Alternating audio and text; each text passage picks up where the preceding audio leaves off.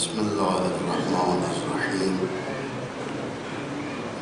الحمد لله رب العالمين والعاقبة للمؤمنين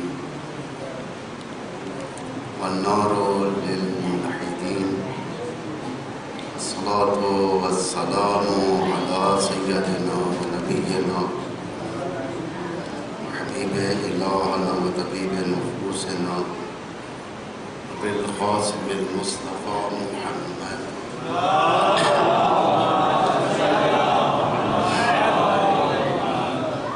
وعلى آله الطيبين الطاهرين المنتجبين المطهرين المعصومين المظلومين الهداة المهديين والعلماء المستضعفين لا سيما بقية الله بالأرضين ولعنة الله على أعدائه من الآن إلى يوم الدين.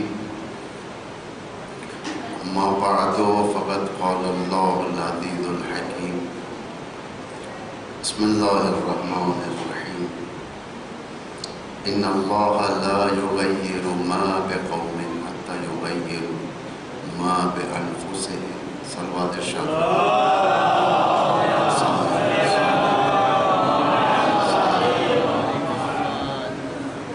سامنے آ جائیں، بڑا جوان بچے تھوڑا سامنے آ جائیں تاکہ بزرگ لوگ ٹیکا لگا کے بیٹھے. اچھا ہے، جوان بچے سامنے آ جائیں. صاحبان ایمان، بزرگان ملت، امام زمانہ کی خدمت تک پہنچنے کے لیے سب سے بڑی چیز جو ہمیں چاہیے وہ ہے علم نافع، یعنی فائدہ پہنچانے والا علم چاہیے. نقصان پہنچانے والا بھی علم دنیا میں موجود ہے. وہ کیا تھا جو انسان کو ایٹم بم بنانے میں مجبور کیا؟ علم تھا، لیکن وہ علم نقصان پہنچانے والا ہے. ایک ایٹم بم گرا، ہیروشیما اور ناگاساکی برباد ہو گئے، لاکھوں لوگوں کی موت سیکنڈز میں ہو گئی، سیکنڈز میں. یہ بھی علم ہے. علم النافع وہ علم جو تمہیں روشنی دے، تمہاری عقل کو ثابت رکھے. آج علم النافع بھی ہمارے سامنے ہے، اندھیروں کو نور میں تبدیل کرنے والا یہ علم ہے. یہ راستے ڈھونڈنے والا علم ہے یہ، جو تمہیں مقصد تک پہنچاتا ہے. علم نافع ہونا چاہیے، فائدہ مند ہونا چاہیے. امام تک پہنچنے کے لیے کثرت علم معیار نہیں ہے، علم النافع معیار. حتیٰ عمل میں بھی یا ایھا الذین آمنوا وعملوا الصالحات جو اللہ خطاب کر رہا ہے. یا ایھا الذین آمنوا کون ہیں یہ لوگ؟ ایمان لانے والے. ہمارے ہاتھ ہیں، پیر ہے، جسم ہے، سر ہے. کس سے خطاب کر رہا اللہ؟ اللہ ہماری عقلوں سے خطاب کر رہا ہے. یا ایھا الذین آمنوا. اب بدن عقل کے نزدیک ہے ہر چیز. کوئی یہ نہیں کہہ سکتا کہ کون سی چیز نزدیک ہے. میرا پیر مجھ سے نزدیک ہے، میرا ہاتھ مجھ سے نزدیک ہے، میرا سر مجھ سے نزدیک ہے. ہر چیز میری، یہ میرے کپڑے، یہ میرا ہاتھ، یہ میرا پیر، یہ میرا سر، سب چیز میرا ہے. تو میں کون ہوں؟ جو میں اندر چھپا ہوا ہوں وہ کون ہوں؟ جو میں کی خدمت کے لیے ساری چیزیں آ چکی ہیں. ہاتھ خدمت کر رہا ہے، پیر خدمت کر رہا ہے، بدن کا جز جز خدمت کر رہا ہے. یہ میں کون؟ یہ میں علم کا سینٹرلائزیشن ہے، یعنی علم کا سینٹرلائزیشن. بدن کے بارے میں انسان کوئی نقصان برداشت نہیں کر سکتا. مثلا ایک چونٹی اگر پیر میں کاٹ دے تو یہ نہیں کہہ سکتے کہ یہ تکلیف بدن کے کس حصے سے نزدیک ہے. ہر حصے سے نزدیک ہے. تکلیف سارے بدن کو ہوتی ہے. اس پیر میں چونٹی نے کاٹا، اس پیر کو بھی تکلیف ہوئی، ہاتھ کو بھی تکلیف ہوئی، سر کو بھی تکلیف ہوئی، دماغ ڈسٹرب ہو گیا. اس تکلیف کو کہتے انسانیت. اور آخری حکومت اسی معیار پر، انسانوں کی تکلیف ایک دوسرے کو در کرنی ہوگی. اس معیار پر آخری حکومت. لیکن اب تک جو حکومتیں چلتی بھی آئی ہیں، پہلی حکومت حضرت آدم کے دور سے اب تک جو چلتی بھی آئی ہے، اس میں اچھے اور برے کی حکومتیں ملی ہوئی ہیں. اس کے اندر صالحین کی بھی حکومتیں ملی ہوئی، جیسا انبیاء کی حکومتیں، حضرت نوح کی حکومت، حضرت یوسف کی حکومت، حضرت موسیٰ کی حکومت. انقلابات، بہت سارے انقلابات ہیں دنیا کے اندر، ریولیوشنز جسے کہا جاتا ہے. انقلابات بہت گزرے. معصوم کے بھی انقلابات گزرے ہیں، غیر معصوم کے بھی انقلابات گزرے. معصوم کے انقلابات علم کے اساس کی بنا پر ہے، بیسک علم ہے معصوم کے جتنے انقلابات. غیر معصوم کے انقلابات لوگوں کے جذبات سے کھیلنے کے اوپر. مثلا مثال کے طور پر حکومتیں جو کی جاتی ہیں، کوئی یہ نہیں کہتا کہ میں قرآن کے قوانین تمہارے سامنے پیادہ کروں گا، نہج البلاغہ کو تمہارے سامنے عام کروں گا، یہ نہیں کہتا. کیا کہہ کر انقلاب لاتے ہیں؟ حکومت اپنے ہاتھ میں لیتے، 15 لاکھ روپیہ تمہارے اکاؤنٹ میں ڈالوں گا، کالا دھن اندر لے کر آؤں گا، حقوق برابر ادا کروں گا. یعنی یہ بیسکس اگر صرف اور صرف یہ اگر حکومت ہے، مثلا بھوک مٹانا، پیاس مٹانا، فقیر کو کپڑے پہنانا، یہ حکومت ہے جو بشر نہیں کر سکتا. یہ بھی بشر کی توان سے باہر ہے. یہ امیر المومنین کا جملہ یاد رکھیں آپ لوگ. جب امیر المومنین آخری اوقات گزار رہے تھے، 19 کی صبح ضربت لگی، 20 کی رات کو امام کی شہادت ہوئی، 21 کی صبح اور 21 کے دوپہر یا رات میں امام کا تدفین ہوا. اس عرصے میں امام فرماتے میں نے جو ایک بشر کی ضرورت ہے میں نے فراہم کیا ہے، ضروریات بشر میں نے فراہم کیا ہے. کون سی چیز؟ امام فرماتے ہیں کہ میری حکومت میں بھوکا نہیں ملے گا، میری حکومت میں تمہیں عریان نہیں ملے گا، میری حکومت میں تمہیں یوں کہا جائے کہ ایک اور میرے ذہن سے نکل گیا ہے، بھوکا، عریان، اور بہرحال ایک چیز نکل گئی میرے ذہن سے، خدا کرے آ جائے انشاءاللہ. یہ چیزیں اور اتفاق سے اس کو جب ایلوبریٹ کیا گیا تھا، اس میں یہ بتایا گیا تھا کہ بہترین گندم اس دور میں امیر المومنین کی حکومت میں لوگوں تک پہنچتا تھا. شفاف پانی، اور کوئی ایسا نہیں ہے کہ جس کے پاس کپڑے نہ ہو، اور تیسری چیز گھر، روٹی، کپڑا، مکان. آج کا بھی بیسک شعار یہی ہے، نعرے یہی ہیں. امام علی علیہ السلام لوگوں کے لیے صرف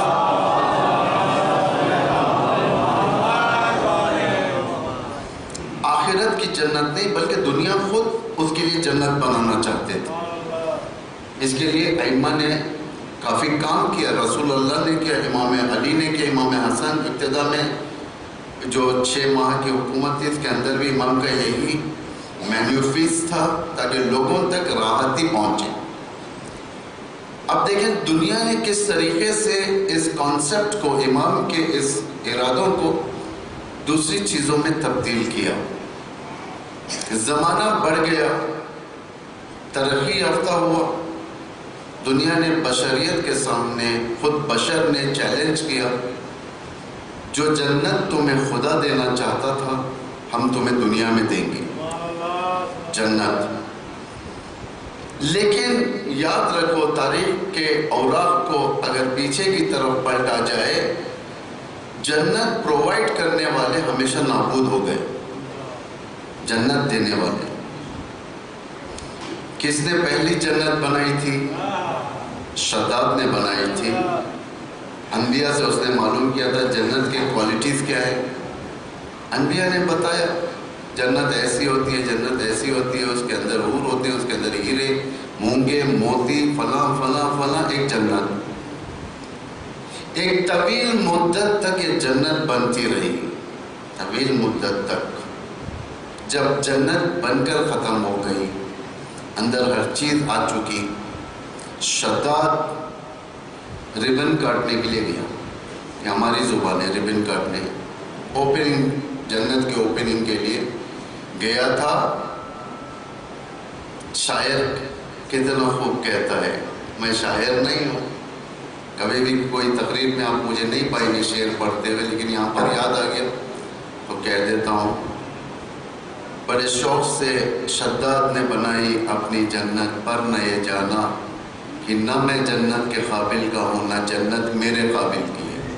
ہو جو کرے، جنت بشر نہیں بنا سکتا، جنت خدا کی طرف سے، یعنی نعمتوں کا اکمال کہتے ہیں جنت۔ تو بشر نے بشر کے ساتھ دعویٰ کیا تھا کہ ہم تمہارے لیے جنت بنائیں گے۔ جنت کے کوالٹیز کیا ہوں گے؟ جو بھی چیز کا تم ارادہ کرو گے وہ تمہارے ہاتھ میں آ جائے گی۔ جنت کا یہی ہے نا، بھوک لگی ہے، ارادہ کیا، نان ویج آ گیا، فروٹس آ گئے، جو چیز کھانا چاہتے ہیں وہ تمہارے سامنے آ گئی۔ شرابن طہورا آ گیا، یعنی جوس جسے کہا جائے، یہ سب تمہارے پاس ہے۔ اور بشر نے خدائی چیلنج کے مقابل میں اپنا چیلنج رکھا اور بنایا جنت، اور ہمارے ہاتھوں میں دے دیا جنت، ہمارے ہاتھوں میں بشری جنت۔ کس بنا پر بشری جنت ہمارے ہاتھوں میں؟ پہلے کا دور ایسا تھا، جو بزرگ افراد ہیں ہمارے سندھ کے، جو لوگ گزر چکے ہیں، جو بیشتر ہیں، تعلیم حاصل کرنے کے لیے ہمیں یونیورسٹی جانی پڑتی تھی، اسکولز جانا پڑتا تھا، ٹیٹوریلز کے پاس جانا پڑتا تھا، غذا فراہم کرنے کے لیے ہمیں باہر جانا پڑتا تھا، ریسٹورنٹ سے غذا لینا ہے اگر تو باہر جانا پڑتا تھا، گھر کے اندر نہیں ہو سکتا تھا۔ میوہ خریدنے کے لیے باہر جانا پڑتا تھا، کوئی بھی چیز خریدنے کے لیے، چاہے کپڑا ہو، چاہے کھانے پینے کی چیزیں ہوں، چاہے استعمال کی چیزیں ہوں، ہر چیز خریدنے کے لیے باہر جانا پڑتا تھا۔ لیکن بشر نے اس کانسیپٹ کو بدل کر ایک جنتی کانسیپٹ پیش کیا، اب چیزیں باہر نہیں گھر کے اندر آئیں گی، یونیورسٹی آن لائن تمہارے پاس آئے گی، میوہ منگانا ہے تو ٹیلی فون کے ذریعے سے تم منگاؤ گے، موبائل کے ذریعے سے منگاؤ گے، کپڑے منگانا ہے تو تم آن لائن منگاؤ گے، میوہ منگانا ہے آن لائن، حتیٰ غذا اگر تمہیں منگانا ہے، کھانا پینا منگانا ہے، آن لائن تمہارے پاس آ جائے۔ بشر نے اس چیلنج کو قبول کیا، خدا کے چیلنج کے سامنے اپنا چیلنج رکھ دیا۔ لیکن یہ نصفی چیلنج ہے، یہ کامل نہیں ہے، نصف ہے۔ بس بشر ثابت کر سکتا ہے، ہر وہ جو خدائی چیز جو امام زمانہ کے توسط سے بشریت کے سامنے آئے گی، اس کو بشر انجام دے سکتا ہے، جیسے عدالت، جیسے علم، جیسے حکومت، یعنی ہر چیز نصف ہوگا لیکن کامل نہیں۔ مثلا بشر عدالت کر سکتا ہے لیکن کامل عدالت بشر کے ہاتھ میں نہیں ہے۔ بشر حکومت کر سکتا ہے لیکن کامل حکومت بشر کے ہاتھ میں نہیں ہے، کامل حکومت امام کے ہاتھ میں، کامل عدالت امام کے ہاتھ میں۔ اگر بشر کے ہاتھ میں اتنی طاقت ہو جاتی کہ کامل عدالت کرے، آج دنیا کے اندر کرائمز ہوتے لیکن کرائمز کی سزا جلدی مل جاتی۔ دنیا کا حال کیا ہے؟ انسان مر جاتا ہے لیکن اس کا کیس چلتے رہتا ہے۔ ہمارے ہندوستان کے اندر جو کورٹس ہیں، اس کورٹس کے اندر کروڑوں کیس ابھی پینڈنگ ہیں لیکن لوگ مر چکے، اس بات کی دلیل ہے کہ ابھی بشریت اس عدالت کامل تک پہنچ نہیں سکا. انبیاء آئے اسی لیے، انبیاء آئے تمہیں ہاتھ پکڑ کر کھانے کی طرف لے جانے کے لیے نہیں آئے. انبیاء بریانی کھلانے کے لیے نہیں آئے. انبیاء تمہیں جوس اور فروٹس کھلانے کے لیے نہیں آئے. انبیاء تمہیں استطاعت دینے کے لیے تاکہ تم خود اپنے ہاتھوں سے بریانی بنو، تم خود اپنے ہاتھوں سے روزی فراہم کرو، تم خود عدالت پر قائم ہو جاؤ، یعنی اٹھ جاؤ. انبیاء نہیں آئے کہ ایک نیا کوٹ بٹھا کر اوپر جا کر جج کو بٹھا کر پھر عدالت فیصلے ہونے لے. نہیں، انبیاء فرہنگ ایجاد کرنے کے لیے، فرہنگ بنانے کے لیے. وَأَنزَلْنَا مَعَهُ الْحَدِيدَ کیا ہے قرآن کی آیت؟ أَنزَلْنَا رُسُلَنَا بِالْحَقِّ وَأَنزَلْنَا مَعَهُ الْحَدِيدَ. سورہ انبیاء کی آیت ہے، میرے ذہن میں نہیں، لیکن اس میں کیا فرمایا اللہ نے؟ لِيَقُومُ النَّاسَ بِالْقِسْطِ، تاکہ لوگوں کو قسط پر اٹھائیں، تاکہ لوگوں کے اندر فرہنگ عدالت دیں، لوگ خود بخود عدالت کے اوپر آ جائیں. قاضیوں کی ضرورت نہیں ہے، ججوں کی ضرورت نہیں ہے. خود آپ لوگ آرڈینری لوگ جو ہوتے ہیں، جو گلیوں میں چلتے رہتے ہیں، جو گلیوں میں پھرتے ہیں، جو گھروں میں بیٹھتے ہیں، وہ لوگ بھی اس منزل پر آ جائیں کہ عدالت کر سکے. فرہنگ عدالت جب تیار ہو جائے گا تو امام ظہور جب فرمائیں گے عدالت اتنی شیرین ہوگی لوگوں کے لیے کہ وہ عدالت امام کی پسند آئے گی. اب ایک دو نمونے میں آپ کو امام کی عدالت سے بتاتا ہوں. مثلا اگر ہمارے پاس کسی کے پاس بہت زیادہ دولت ہے اکاؤنٹ میں، مثلا 1 کروڑ روپیہ ہے، 2 کروڑ روپیہ ہے. اب امام آئیں گے تو کیا کریں گے اس 2 کروڑ روپیے کا؟ امام بولیں گے، یہ روایتوں میں ہی ہے، امام فرمائیں گے کہ تمہارے اکاؤنٹ میں 2 کروڑ روپیہ ہے. فرضاً مثال کے طور پر، حقیقت میں آپ روایتوں کی کتابوں میں مت ڈھونڈیں گے، مثال کے طور پر 2 کروڑ روپیہ. امام فرمائیں گے تم 20 لاکھ رکھو، 1 کروڑ 80 لاکھ حکومت اسلامی کو دے دو. اور بشر انتظار نہیں کرے گا، اس کا دل نہیں دکھے گا، وہ فوراً دے دے گا. دوسری مثال، ایک شخص کے پاس آج کل ہے ہندوستان میں بھی، ساری دنیا میں بھی، ایک آدمی کے پاس اتنا پیسہ ہوتا ہے کہ پراپرٹیز لے کر ڈالتا ہے. ایک زمین خرید کر ڈال دیا کہیں پر، گھر اس کا دوسری جگہ ہے، بھوپال میں گھر، اس محلے میں زمین آؤٹسکرٹس میں ہے، باہر ایک بڑی زمین لے کر ڈال دیا. اگر وہ زمین بنجر پڑی ہوئی ہے، امام کی حکومت کا تقاضا یہ ہوگا کہ اس زمین کو حکومت میں لے لے گی. امام زمین جو استفادے کی نہیں ہے، جو زمین استفادہ، وہ اسراف ہے. اللہ کیا کہہ رہا ہے قرآن میں؟ فَكُلُوا وَاشْرَبُوا وَلَا تُسْرِفُوا، کھاؤ پیو، یوٹیلائز کرو ہر چیز کا، لیکن اسراف نہیں کرو. جو چیز خالی رہ گئی ہے، مثلا آپ کے پاس 3 گھر ہیں، آپ ایک گھر میں رہ سکتے ہو تو امام 2 گھر لے لیں گے. آپ کے پاس 3 زمین ہے، ایک زمین سے آپ کا کام چل سکتا ہے، امام 2 زمین لے لیں گے. اب جب میں یہ بات کہہ رہا ہوں آپ لوگوں کا دل دھڑک رہا ہے، آپ لوگ یہ کہہ رہے ہو کہ یہ کیسے ہو سکتا ہے، ہم محنت کریں اور امام آ کے اتنی آسانی سے لے لیں گے. ہوتا ہے یہ سوال، یہ سوال ہوتا ہے، ہر ایک کے دل میں ہوتا ہے، علماء کے دل میں بھی، آپ کے بھی دل میں.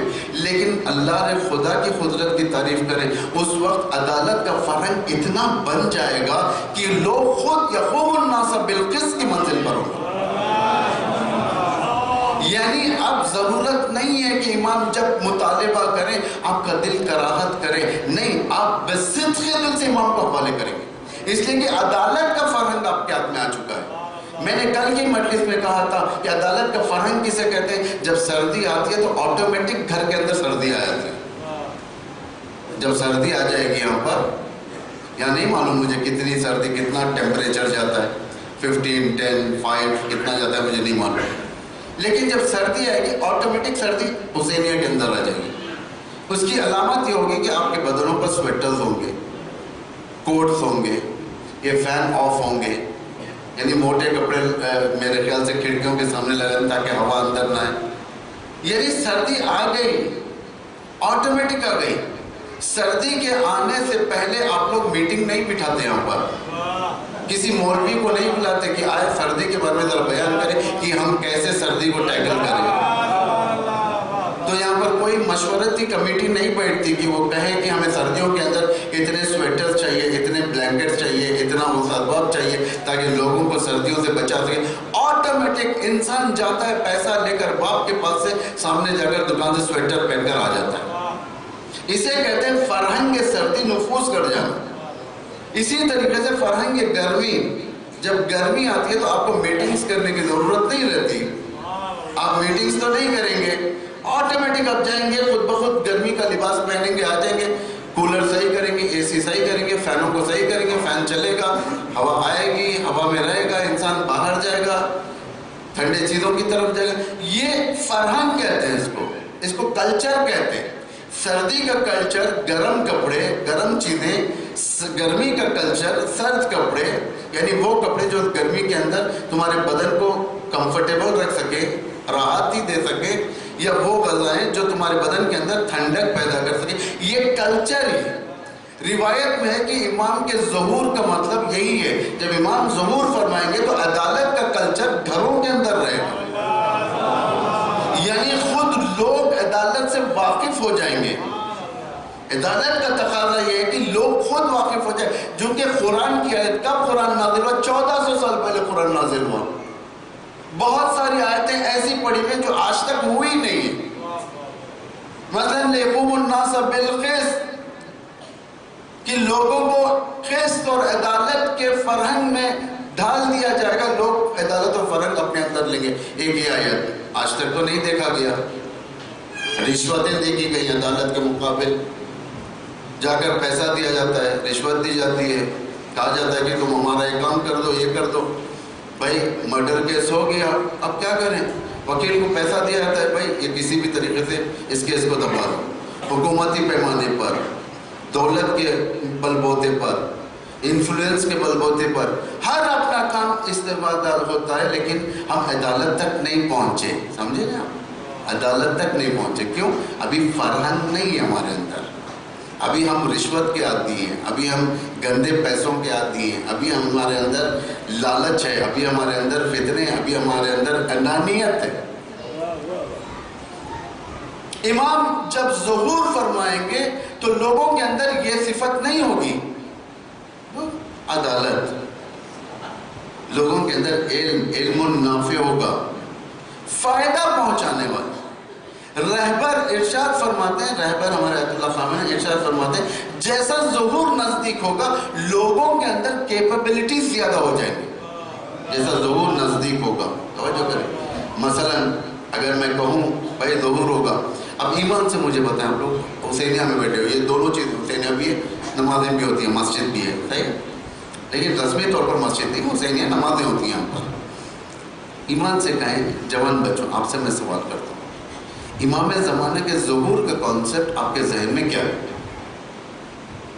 یہی تو ہے، امام ظہور فرمائیں گے، ایک عجیب اسلامی حکومت ہوگی، ہمیں داڑھی رکھنی پڑے گی، لڑکیاں حجاب کریں گی، یعنی اب ہماری ڈگری کام نہیں آئے گی.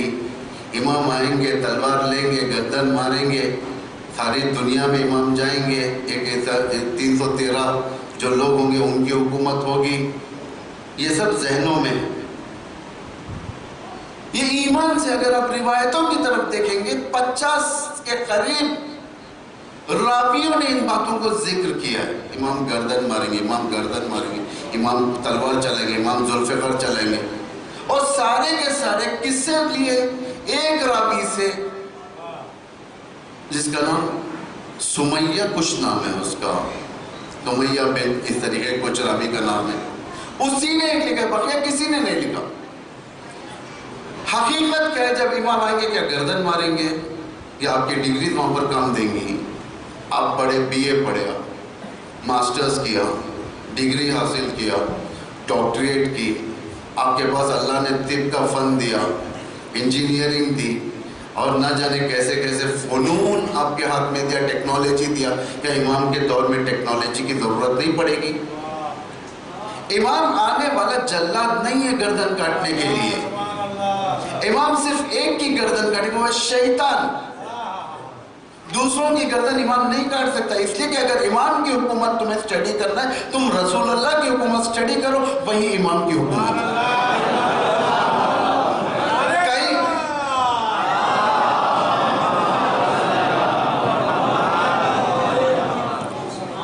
معصومین کی حکومت دیکھو، ان کی سیرت دیکھو، رسول اللہ کا اخلاق دیکھو امام زمانہ کے اندر۔ روایت میں فَأَكْمَلَ ذَلِكَ ابن ہی میم ہے میم دال، روایت فَأَكْمَلَ ذَلِكَ، اللہ اس کے دست مبارک سے اکمال کرے گا، اکمال کرے گا۔ کیا اکمال کرے گا؟ کس کے ذریعے سے؟ میم ہے میم دال، میم ہے میم دال کوڈ، کوڈ سیر، جیسا الف لام میم، اس کے بعد ہا میم یا سین کاف ہا یا عین صاد، یہ جتنے حروف مقطعات جسے کہا جاتا ہے، یہ الہی کوڈز ہیں۔ آج تک اس کا راز کسی کو معلوم نہیں، آج تک اس کا راز کسی کو معلوم نہیں۔ یہ کون جانتا ہے؟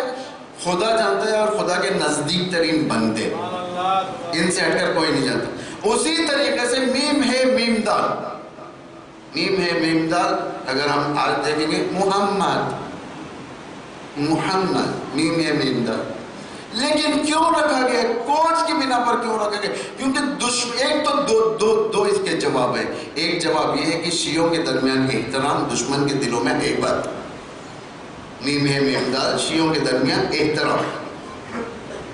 امام قائم کا جب بھی نام آیا ہے لوگ اٹھ جاتے، ان کا نام مستقیماً نہیں لیتے، صرف اشارے کرتے، بتاتے۔ جس طریقے سے موسیٰ کا نام فرعون کے دل پر ہیبت تھا، علی کا نام معاویہ ابن ابی سفیان کے دل پر ہیبت تھا، رسول کا نام ابو سفیان کے دل پر ہیبت تھا، اہل البیت کا نام بنی امیہ اور بنی عباس کے دل پر ہیبت تھا، امام زمانہ کا نام امریکہ کے دل پر ہیبت ہے، اسرائیل کے دل پر ہیبت ہے۔ یہ کوڈز ہیں، یہ جس بنا پر شیعہ سمجھتے کہ کوڈ کیا مطلب ہے، لیکن دشمن نہیں سمجھتا اس چیز کو، دشمن نہیں سمجھتا۔ اور بہت سارے ایسے قرآن کے اندر کوڈز ہیں جو ابھی امپلیمنٹ ہونا ہے، زمین پر امپلیمنٹ نہیں ہوا۔ جیسا یہ آیت یقیم الناس بالقسط، لوگ کہیں گے کہ بھائی ہر جگہ تو بے عدالتی ہے، خدا نے کہا کہ انبیاء آئے تھے لوگوں کو اٹھانے کے لیے، قسط کے لیے، لیکن اٹھائے نہیں۔ الذي ارسل رسوله بالهدى والدين الحق ليظهره على الدين كله ولو كره المشركون یا ولو كره الكافرون۔ خدا کہہ رہا ہے قرآن میں، ہم نے رسول کو بھیجا دین حق کے ساتھ، ظاہر کیا کس پر؟ تمام ادیان پر۔ اسلام غالب آیا کس پر؟ ہندوازم پر، کرسچینٹی پر، یہود پر، بدھزم پر، ہر ریلیجن اس کے اوپر غالب آ گیا، اور یہ غالب آنا ہی تھا، ولو کافرین کو کتنا ہی برا کیوں نہ لگے۔ اب جوان بچے کہیں گے کہ ابھی تک تو نہیں ہوا، کرسچینٹی ہے، ویٹیکن ان کا مرجع تقلید ہے، ویٹیکن روم، ہندوازم ہے، ہندوستان اس کا مرجع تقلید ہے، بدھسٹ ہے، ناردرن گلوب جسے چائنا وغیرہ کہا جاتا ہے، جاپان، یہاں پر ان کی تقلید ہے، سب ہے۔ ابھی تک نہیں ہوا، ہاں ابھی تک نہیں ہوا، لیکن ہونا ہے اس کو۔ جاء الحق وزهق الباطل، خدا کہہ رہا ہے حق آ گیا، باطل مٹ گیا، ابھی تک باطل نہیں مٹا۔ ٹرمپ ٹریلینز ڈالر اسلام کے خلاف خرچتا ہے، اسرائیل اسلام کے خلاف نقشے ڈالتا ہے، دشمنان اسلام ابھی تک ٹھہرے، ابھی جاء الحق وزهق الباطل کا کانسیپٹ ابھی نہیں آیا۔ تو کب ہوگا یہ؟ یعنی ایک دن آئے گا یہ قرآن کی حکومت پیادہ ہونا ہے زمین پر، جس میں سے ہر حکم الہی آ جائے گا۔ توجہ کریں، ایسے کہتے ہیں، یعنی عدالت قائم ہونا ہے، ابھی ہوئی نہیں۔ قائم ہونے کے لیے کیا کرنا ہے؟ کہ ہاتھ پہ ہاتھ رکھ کر آپ مسجد میں دعا کریں گے، اللہم عجل ولیک الفرج، اللہم عجل ولیک الفرج۔ 100 سال بھی آئندہ اگر آپ امام کو پکارتے رہیں گے، امام نہیں آئیں گے جب تک ہم پریکٹیکل شیعہ نہیں بنیں گے، امام نہیں آئیں گے۔ ہم خاموش رہیں گے. ہندوستان کے اندر بعض شیعوں کے گروہ، بعض آرگنائزیشن انڈیا کے اندر ہیں، مجھے نہیں معلوم یہاں پر ہیں یا نہیں، بعض ہیں آرگنائزیشنز، ان کا ماننا یہ ہے کہ حکومت ولایت فقیہ کی باطل ہے. ان کا ماننا یہ ہے کہ مرجعیت باطل ہے. ان کا ماننا یہ ہے کہ جتنا ظلم زیادہ ہو امام نزدیک آئیں گے. بھائی عقلی بات کریں آپ، روایتیں چھوڑ دیں، آپ روایت سے نہیں بیان کریں، عقل کی بات کریں. میں ایک مولوی ہوں، مدراس سے آیا ہوں. اندور کی پبلک، معاف کیجیے بھوپال کی پبلک نے مجھے دعوت دیا گھر پر اپنے کھانے کے لیے. میں نے قبول کیا. اب میں آپ کے گھر پر آنے والا ہوں. میں نے کہا کہ کل شام میں آپ کے گھر پر آ جاؤں. شام میں وقت نہیں بتایا، کہا کہ میں آ رہا ہوں آپ کے گھر پر شام کے کھانے کے. مغرب ہو گئی. وہ گھر کا فطری تقاضا کیا ہے کہ ماں اپنی بیٹی سے کہے گی گھر صاف کرو، مولانا مہدی آنے والے ہیں. بیٹے سے باپ کہے گا بیٹے جاؤ ذرا گھر کو فریش کرنے کی چیزیں لاؤ، کھانا بناؤ اور صاف ستھرا کرو. جتنے موزوں سے بو آ رہی ہے پیتابے یا کیا کہتے ہیں ساکس وغیرہ سے، ان کو ہٹاؤ سامنے سے. دروازے کے سامنے سے جوتے ہٹاؤ، گندگی ہٹاؤ، اس لیے کہ مولانا مہدی آنے والے. بھائی صاحب مولانا مہدی کے لیے اتنی قدردانی کہ وہ آپ کے گھر پہ آئے تو اتنی عزت، اتنی صفائی. امام زمانہ دنیا میں آنا چاہتا ہے، اس کے لیے کیا گندگی کے ساتھ استقبال کریں گے؟ یہ کیسے ہو سکتا ہے؟ یہ امام کے استقبال کے لیے رچ نہیں، امام کے استقبال کے لیے طہارت کی ضرورت ہے. توجہ کریں، امام کا استقبال ایسے نہیں ہو سکتا اگر ہم ہاتھ پہ ہاتھ رکھ کر بیٹھے اللہم عجل ولیک الفراج، اللہم عجل ولیک الفراج. امام نہیں آنے والے 100 سال تک. مستر ہونا انسان، تڑپنا انسان. ندبہ کسے کہتے ہیں؟ ندبہ کیوں کہتے ہیں؟ ندبے کو ندبہ کیوں کہتے ہیں؟ ندبہ یعنی تڑپنے والا، ندا دینے والا. این الطالب بدم المقتول بکربلا، کہاں ہے وہ؟ کتنی چیزیں بیان کیا ہے دعائے ندبہ کے اندر. تڑپنے والا، پکارنے والا. دعاؤں کے ذریعے سے ہر کام پورا نہیں ہو سکتا، دعا کے ساتھ دوا بھی ضروری ہے. موسیٰ جیسا اولو العزم پیغمبر کو اللہ نے پینڈنگ میں ڈال دیا بیماری کے بستر پر. موسیٰ بیمار ہو گئے، زاغ پڑنے لگا. 1 دن 2 دن 3 دن 4 دن، نہ جانے کتنے دن ہو گئے. اللہ سے کلیم اللہ ہے موسیٰ، اللہ سے بات کرنے والا. موسیٰ کہتا ہے اے خدایا میں بیمار ہوں، تیرا بندہ ہوں، شفا تو دے.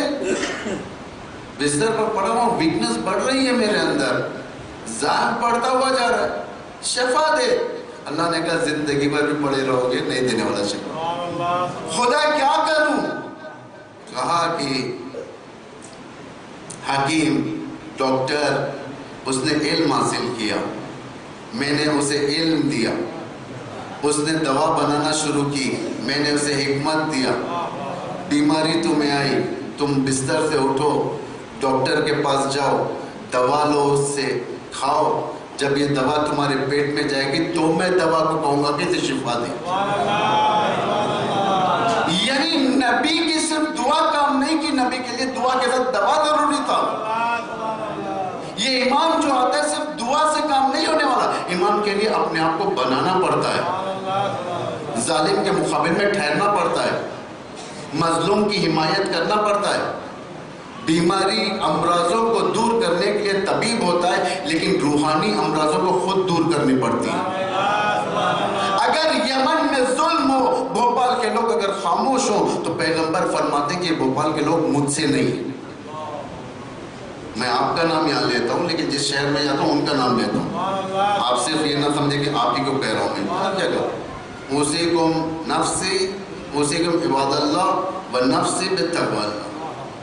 نصیحت تقوی کی صرف سامنے والے کے لیے نہیں، نفسی میرے لیے بھی ہے، میرے لیے. فلسطین کے لوگ مظلوم، آپ یہ نہیں کہہ سکتے کہ وہ تو سنی ہے، ہمارے سے کیا ربط ہے. آپ کا بھی کام ہے مظلوم کی حمایت میں ہو.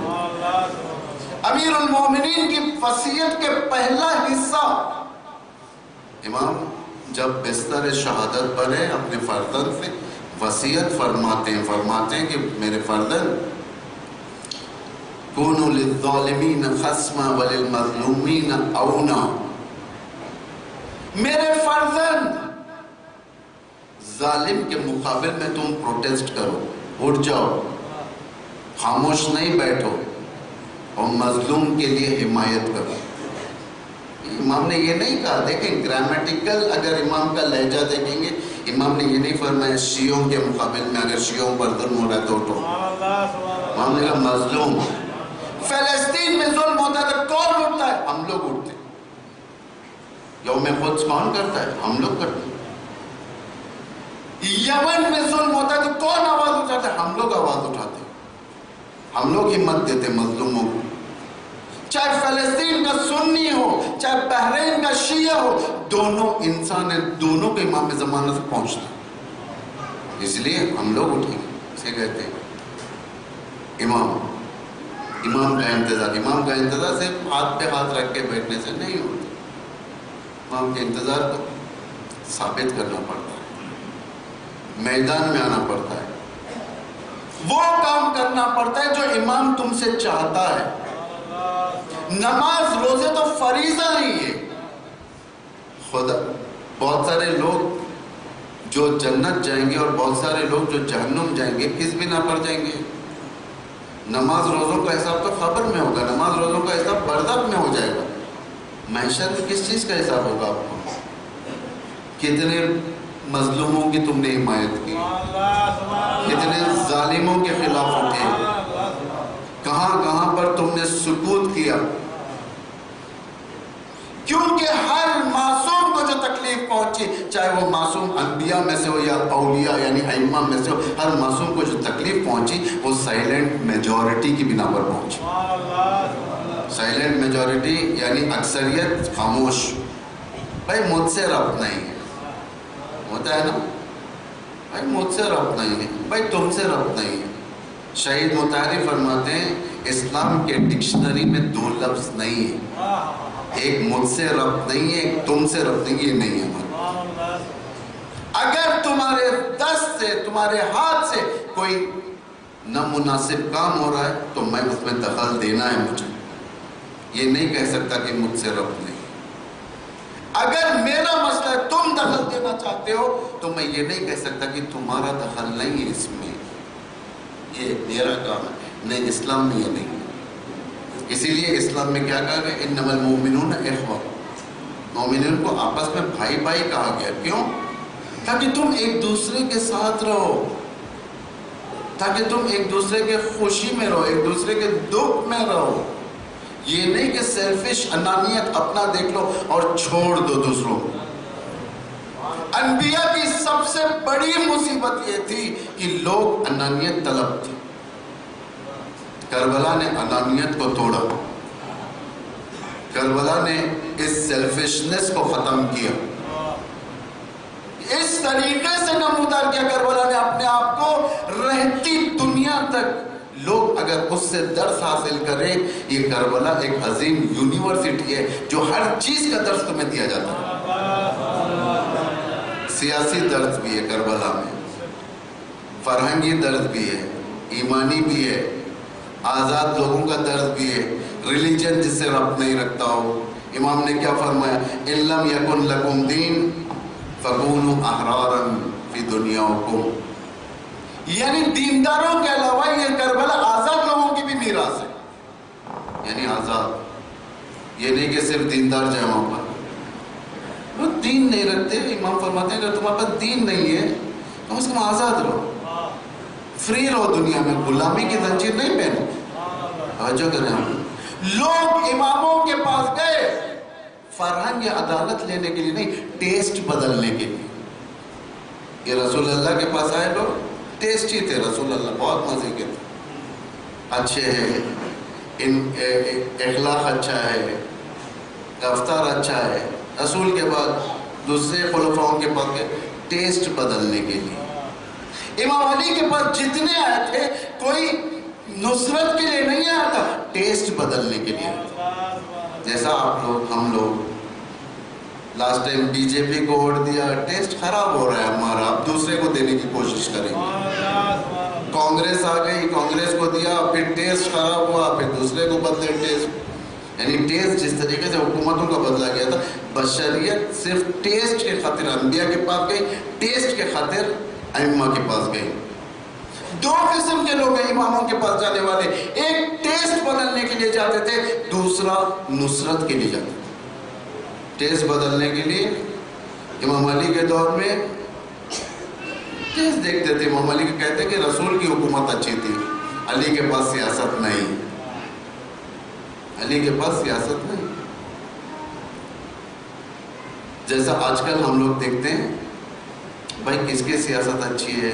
مودی جی کی اچھی ہے، منموہن جی کی اچھی ہے، ٹرمپ جی کی اچھی ہے، فلان جی کی اچھی ہے. دیکھتے ہیں نا. ویسا اس دور میں بھی امیر المومنین کے سامنے چیلنجز تھے. سیاست میں علی کو اور معاویہ کو ایک ساتھ ملایا، علی کو اور معاویہ کو ایک ساتھ ملایا. کہا کہ آپ کے پاس پولیٹکس نہیں ہے، پولیٹکس معاویہ کے پاس اچھی. امام کیا فرماتے ہیں؟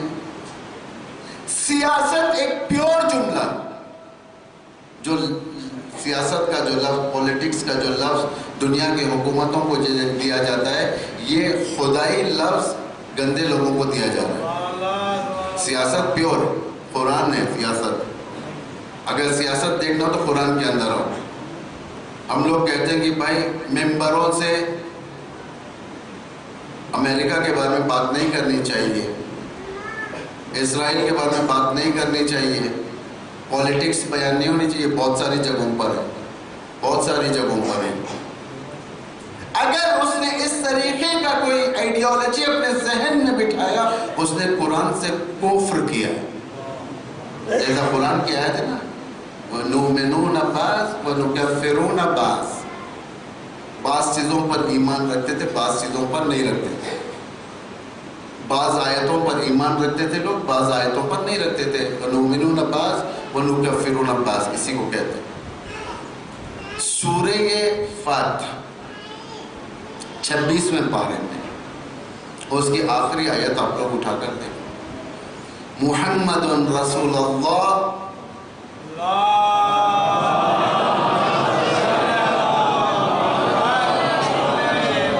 اس کے بعد اشداء علی الکفار ورحماء بینہم. محمد رسول اللہ، محمد رسول ہے جن کی پولیٹیکل ٹیکٹکس کیا تھے؟ اشداء علی الکفار، کفار کے مقابل میں شدت. کل میں نے پڑھا تھا نا، اللہ جب خدمت لینا چاہتا ہے تو ضروری نہیں ہم سے ہی لے، کسی سے بھی لے سکتا، نئی قوم بنا کر لیتا ہے. اعزتاً علی المؤمنین، اذلتاً علی المؤمنین وعزتاً علی الکافرین. کیسے لوگوں کے ساتھ؟ جو لوگ مومنین کے سامنے انکسار المزاج اور کفار اور دشمنوں کے سامنے سخت. آپ اٹھا کر دیکھیں، بار بار یہی مثالیں دینا پڑتا ہے، دینی بھی چاہیے. رہبر کی جتنی تقریریں اٹھا کر دیکھیں، امام خمینی کی جتنی تقریریں اٹھا کر دیکھیں، شیعوں سے خطاب کرتے نار. اور جس وقت یہی رہبر امریکہ کے خلاف خطاب کرتا، سخت لہجہ ہوتا تھا. امریکہ چاہتا تھا کہ ایران پر حملہ کریں، اور ایران کے اندر جو ہاسٹیج بنے ہوئے تھے امریکن ایمبیسی کے ڈپلومیٹس، ان کو آزاد کرائیں، سفارت خانے کے کارکنوں کو آزاد کرائیں. ریگن نے کہا کہ میں حملہ کروں گا ایران پر. امریکہ کا صبح تھا، ایران کی رات تھی. دوسرے دن وہاں رات، ایران میں صبح. امام خمینی تقریر کرنے کے لیے آئے. تقریر میں بیٹھ گئے. امام خمینی کا دیکھیں آپ لوگ، اٹھا کر یوٹیوب میں ڈالیں، امام خمینی کی تقریر ہے. کتنے آرام سے بیٹھ کر تقریر کرتے تھے. امام خمینی فرماتے کہ امریکہ کچھ نہیں بگاڑ سکتا تمہارا. امریکہ کے ریٹائرڈ جنرل نے اس بات کو اپنی کتاب میں لکھا ہے. امام خمینی کی تقریر ختم ہوئی، ایران میں دن تھا، امریکہ میں رات تھی، اور جب امریکہ میں صبح ہوئی، امریکن پریزیڈنٹ ریگن نے سارے سٹاف اور آرمی سٹاف کو وائٹ ہاؤس میں دعوت کیا، سب کو بلایا. بلانے کے بعد سب وائٹ ہاؤس میں آ کر کانفرنس روم میں بیٹھے ہوئے تھے، اور جیسے ہی ریگن اندر آیا اس کے ہاتھ میں پیپر تھا جو امام خمینی کی تقریر کا ترجمہ تھا انگریزی میں. جب لے کر وہاں پر آیا، وہ جنرل اپنی کتاب میں لکھتا ہے میں نے دیکھا اس کے ہاتھ میں پیپر تھا لیکن اس کا ہاتھ اور پیر کانپ رہے تھے، کانپ رہے تھے. یہ کیسے ہوا؟ یہ اس لیے کہ خدا نے مدد کا وعدہ کیا ہے. کیسے؟ اللہ کا لشکر دکھائی نہیں دیتا. اللہ کی جب مدد آ جاتی ہے تو سنت الہی میں سے ہو جاتی ہے. اللہ کے لشکر کے لیے ضروری نہیں آسمان سے ہتھیار لیتے ہوئے AK-47 اور کلاشنکوف میزائل لے کر سارا لشکر آئے دشمن کے سامنے مار دے. اللہ کا لشکر وَنَصَرْتَهُمْ بِالرُّعْبِ، ایک روب کے ذریعے سے مدد ہوتی ہے، جیسا جنگ بدر میں ہوئی. جنگ بدر کی ہے نا، وَنَصَرْتَهُمْ بِالرُّعْبِ وَحَفَظْتَهُمْ بِجَبْرَائِیلَ وَمِیکائیل. ہم نے روب کے ذریعے سے، ہیبت کے ذریعے سے، یعنی دشمن کے لشکر کے اوپر ایک روب ڈال دیا جس سے دشمن کا لشکر، اس دور کا امریکہ یعنی ابو سفیان، رسول کے لشکر کے سامنے کانپنے لگا. یعنی رسول اشداء علی الکفار، دشمن کے مقابل میں شدت کے ساتھ، وَالرُّحْمَاءُ بَيْنَهُمْ، لیکن آپس میں مہربان. جس وقت رشیا کا، USSR کا فورن منسٹر خط لے کر امام خمینی کے پاس آیا تھا، آپ لوگ جانتے ہیں سب باتوں کو. امام خمینی صوفے پر بیٹھے ہوئے، خبا پہنے ہوئے، اوپر ایک تولیہ ڈالے ہوئے اور ٹوپی پہنے ہوئے ہیں. خط دینے کے لیے تھا، صرف خط. اس کے پیر کانپ رہے تھے. امام خمینی فرماتے کہ اسے ایک کرسی ڈالو، بیٹھنے دو تاکہ آرام سے نہیں ہوتا. روب تاری رہتا ہے. اللہ مدد کرتا ہے. کیسا لشکر ہے یہ لشکر کہ ہم دیکھ سکتے نہیں؟ لن تروہا، تم اس ہرگز و ہرگز اس لشکر کو نہیں دیکھ سکتے. لن تروہا وَلِلَّهِ جُنُودُ السَّمَاوَاتِ وَالْأَرْضِ. جنود کہتے ہیں جون، جون کہتے ہیں لشکر کو، آرمی کو. اللہ کے لیے لشکر ہے. وَلِلَّهِ جُنُودُ السَّمَاوَاتِ وَالْأَرْضِ، اللہ کے لیے زمین اور آسمان میں لشکر ہیں. وَلَمْ تَرَوْهَا، تم نہیں دیکھ سکتے اس لشکر کو. جب اللہ خدمت لینا چاہتا ہے تو ان کے ذریعے سے خدمت لے لیتا ہے. 2006 کے اندر جب حزب اللہ کے مقابل میں دنیا کی پاورفل آرمی اسرائیل آئی تھی، اس وقت خود اسرائیلیوں کا کہنا ہے ہم نے ایسے ایسے لوگوں کو دیکھا کہ ہم بندوق چلانا چاہتے تھے لیکن ہمارے ہاتھ کانپتے تھے اور بندوقیں ہمارے ہاتھ سے گر جاتی تھی.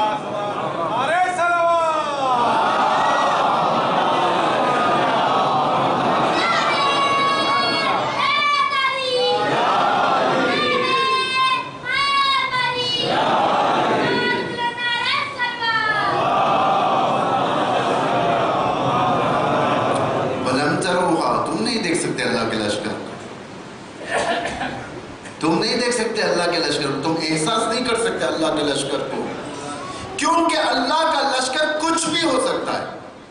اللہ کا لشکر طیرن ابابیل بھی بن سکتے ہیں. اللہ کا لشکر خندق میں چلنے والی ہوا بن سکتی ہے.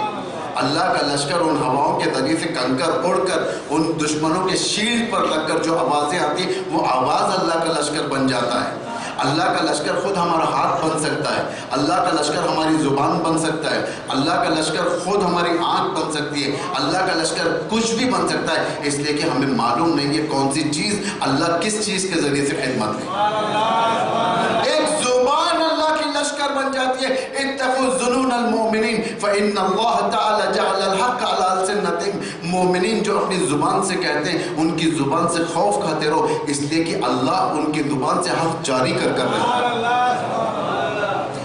35 سال پہلے یہی امام خمینی تھے، رشیا کو خط لکھتے، USSR کو خط لکھتے ہیں اسلام لے آؤ ورنہ میں تمہارے کمیونزم کی ہڈیوں کی ٹوٹنے کی آواز احساس کر رہا ہوں، اور فرمایا کہ میں تمہارے کمیونزم کو میوزیم میں دیکھ رہا ہوں۔ لوگوں نے کہا کہ ایک عالم، ایک ملا، ایک امامے والا جو دنیا کے سیاست سے واقف نہیں ہے، یہ کیسے کہہ دیا کہ کمیونزم جیسے ایک بڑی فکر، باطل فکر ٹوٹ جائے گی؟ لیکن دنیا نے 2 سال کے اندر دیکھا کمیونزم ٹوٹ کر چلے گیا۔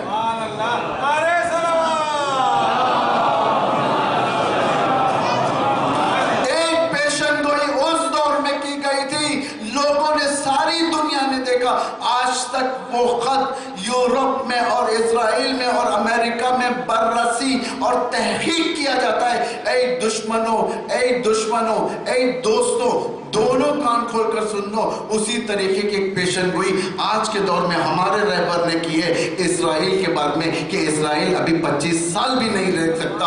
اس کا مطلب جانے رہو، اتقوا ظنون المؤمنین فإن اللہ تعالی جعل الحق علی السنتہم، مومنین کے نکلنے ہوئے جملوں کے اوپر خوف کھاتے رہو، اس لیے کہ اللہ سچ کر کر دکھائے گا۔ وہاں پر اللہ نے رشیا کو توڑ کر سچ کیا، یہاں پر اسرائیل کو نابود کر کر سچ کرے گا۔ ایک سلوات بھیجو محمد والے محمد۔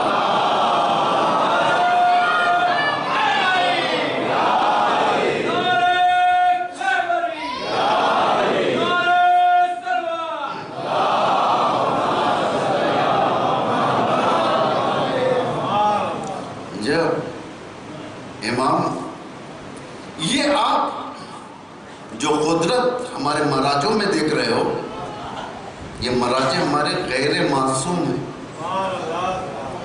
غیر معصوم، معصوم نہیں، صاحب عصمت نہیں، صاحب عصمت صرف 14 صاحب۔ جب غیر صاحب عصمت، غیر معصوم کی زبان کا اتنا اثر، تو سوچو کہ آنے والے امام کی زبان کا کتنا اثر۔ آنے والی امام کی زبان کا اثر یہ ہے کہ قرآن خود آپ کی حکومت کے قصیدے پڑھ رہا۔ اٹھا کر دیکھیں، نوح کی حکومت طوفان کے بعد، یعنی خالص لوگوں کی حکومت، موسیٰ کی کامیابی فرعون پر، ابراہیم کی کامیابی فرعون پر، یہ سارے کا سارا دار و مدار علم النافع کے اوپر ٹکا ہوا ہے۔ علم النافع، قوت بازو، مسلز پاور کے اوپر امام کی حکومت نہیں، قوی انسانوں کی حکومت ہے۔ قوی انسان ہے، ایک ہے، میرے پاس زیادہ وقت نہیں، کل آخری مجلس ہے، حاشیے کے طور پر میں بتا دیتا ہوں قوی انسان کسے کہتے ہیں امام کا، ضعیف انسان کسے کہتے ہیں۔ ضعیف لوگ عقیدے میں قوی ہوتے ہیں لیکن عمل کے میدان میں زیرو ہوتے ہیں۔ ضعیف لوگ عقیدہ قوی، کہے گا کہ میں علی کا چاہنے والا، رسول کا چاہنے والا، امام زمانہ کا چاہنے والا، سب سے بڑا عزادار ہوں، لیکن گالی اس کی زبان پر ہوگی، غیبت اس کی زبان پر ہوگی، گنڈا گردی کرے گا، محلے کے اندر دھاک بٹھائے گا، دوسروں پر حکومت کرے گا۔ یہ ضعیف انسان ہے، پاورفل انسان نہیں، یعنی جس کا عقیدہ تو ہے عمل میں نہیں۔ زمین آسمان کا فرق ہے، اندر ایک ہے باہر ایک ہے۔ اللہ نے ایسے لوگوں کو کیا کہا قرآن میں، آپ جانتے ہیں، خوف میں رہنے والے۔ ہمیشہ ضعیف انسان خوف میں رہتا ہے، اب کیا ہوگا، یہ ہو گیا تو کیا ہوگا، فلاں ہو گیا تو کیا ہوگا۔ ضعیف انسان آسان دین چاہنے والا، وہ دین جس کے اندر قربانی نہ ہو، خمس نہ دینا پڑے، زکوٰۃ نہ دینا پڑے، مظلوم کی حمایت میں روڈ پر آنا نہ پڑے، سب چیز ہو، نماز میں آؤں گا، فجر میں آؤں گا، عیدین میں آؤں گا، بیٹھوں گا نماز میں، مصافحہ کروں گا، لیکن ایک آسان دین، آسان دین۔ یہ ضعیف لوگوں کا دین ہوتا ہے۔ دنیا کی ملامت پر گھبرانے والا، بھائی اگر میں یہ کام کروں گا تو لوگ کیا کہیں گے، فلاں کروں گا تو لوگ کیا کہیں گے۔ انتقام لینے والے لوگ، ریونج لینے والے لوگ ضعیف لوگ ہوتے ہیں۔ کلمت اللہ کو اپنی حفاظت کے لیے رکھنے والے لوگ، کلمت اللہ کو اپنی حفاظت کے لیے رکھنے، ضعیف لوگ۔ یعنی دین کو دنیا بنانے کے لیے دین کو یوز کریں گے، برج بنائیں گے، ہے نا برج. یہ آپ کا بھوپال سٹی آف لیکس ہے، لیکس، ایک لیک سے ایک کونے سے دوسرے کونے تک جانے کے لیے آپ کو برج چاہیے، برج. ویسے بعض لوگ ہوتے ہیں دنیا کے اندر جو دنیا تک پہنچنے کے لیے دین کا برج استعمال کرتے ہیں.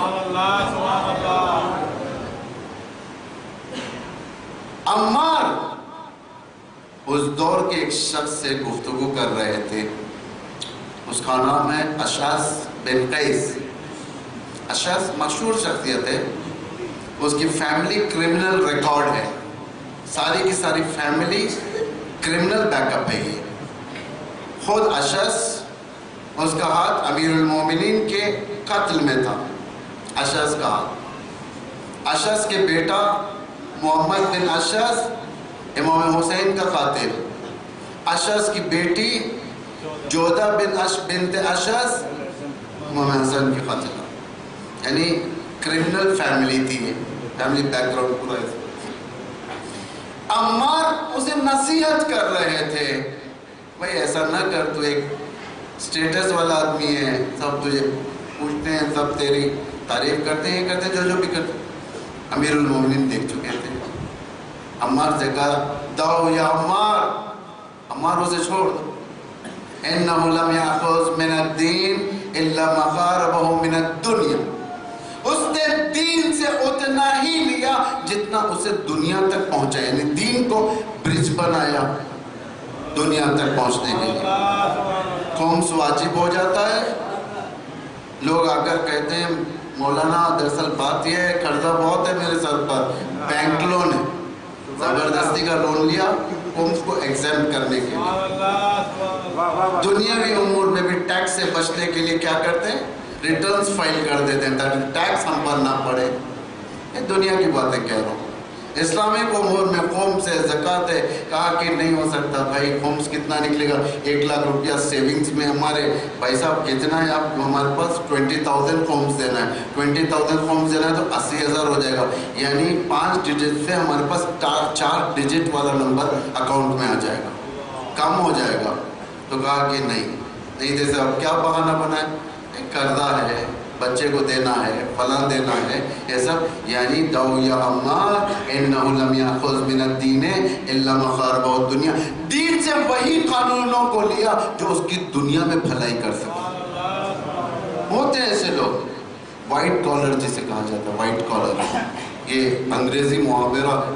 وائٹ کالر کسے کہتے ہیں؟ وائٹ کالر بننے کے لیے لوگ اسلامک آرگنائزیشن میں کانٹیسٹ کرتے ہیں، ٹرسٹی بنتے ہیں، متولی بنتے ہیں، پریزیڈنٹ بنتے ہیں. جو بھی اسلام مسجدوں کو، آرگنائزیشنز کو، بعض اقتصادی آرگنائزیشنز ہوتے ہیں، بعض فرنگی یہاں پر آ جاتے ہیں وائٹ کالر بننے کے لیے. جب آج ساری زندگی بت پرستی میں گزری، دولت پرستی میں گزری، شخصیت پرستی میں گزری، ہوا پرستی میں گزری، آخر عمر جب بوڑھے ہو گئے، داڑھی سفید ہو گئی، ریٹائرڈ ہو گئے تو سر پہ ٹوپی بھی آ گئی، مسجد کا راستہ بھی دکھ گیا، آ کر بیٹھ بھی گئے وہاں پر آرگنائزیشنز کے اندر، اوقاف کے اندر آ کر بیٹھ جاتے ہیں. وائٹ کلر، جب وائٹ کلر بنے گا بینیفٹس کیا ہوتے ہیں؟ بینیفٹس یہ ہوتے ہیں کہ گورنمنٹ ریکوگنائز کرتی ہے، اسے لون جلدی مل جائے گا، اس لیے کہ وائٹ کالر ہے. بھائی آرگنائزیشن کا بڑا ہے، این جی او کا بڑا ہے، فلاں کا بڑا ہے، وائٹ کالر. کیوں دین کو استعمال کیا؟ دنیا بنانے کے. انہ لم یاخذ من الدین الا ما قاربہ من الدنیا. اسی لیے امام فرماتے ہیں کہ 2 لوگوں سے میری شکوہ ہے اور کبھی انہیں معاف نہیں کروں گا. ایک فریب دینے والے سیاسیوں، فریب، جھوٹے پولیٹیشنز، جھوٹا دعویٰ کرنے والے، جھوٹ بولنے والے. امام فرماتے ہیں کہ میں 5 سال حکومت کرتا لیکن کبھی بھی کوئی بات جو پبلک کو بتانے کی ہے میں نے بتایا کبھی نہیں چھپایا اور جھوٹ کبھی نہیں بولا. اتنی بڑی بات. پولیٹیکل میدان میں 10 کمانڈمنٹس جو ہیں، 10 کمانڈمنٹس آپ نے فلم دیکھی ہوگی، موسیٰ کی، لیکن وہ 10 کمانڈمنٹس اس کی طرف نہیں، 10 کمانڈمنٹس وہ 10 آیات ہیں جو اللہ کی طرف سے موسیٰ پر نازل ہوئی۔ شریعت جیسے جیسے میچورٹی کی طرف گئی، آیتیں بڑھتی گئی۔ اوج میچورٹی پیغمبر کا دور، اوج میچورٹی، یعنی اگر آپ حضرت، آپ کے پاس ٹائم تو ہے، میں سننا کہ اور ٹائم مجلس ہے، ایسا نہ ہو کہ بعد میں دوسری مجلس کہیں پر ہونے والی حال سے کوئی ڈسٹرب ہو جائے، پھر بلیم ہمارے اوپر آ جائے۔ نہیں ہوگا نا، 10-15 منٹ زیادہ نہیں ہوگا۔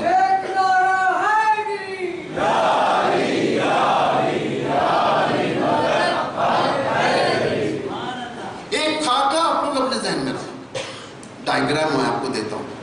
دین کسے کہتے ہیں، اب تک کہاں تک پہنچا؟